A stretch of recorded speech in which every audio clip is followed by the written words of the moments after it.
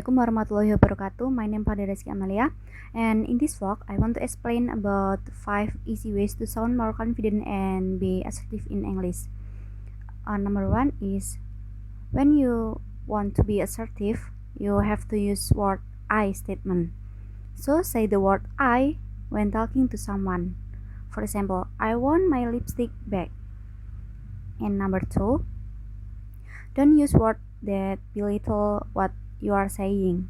You have to say, I need to talk you when you have time.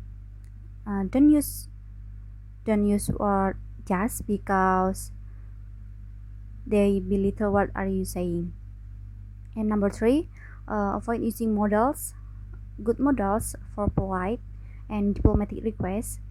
However, if you need to be assertive, it's best to avoid words like kind, like can, will, maybe, and should. And for example,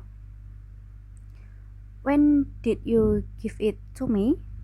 Number 4, use when and I feel statement to tell people how their behavior affect you. And for example, when you don't listen to me, I feel disrespect. And number 5, you have to be able to create clear boundaries.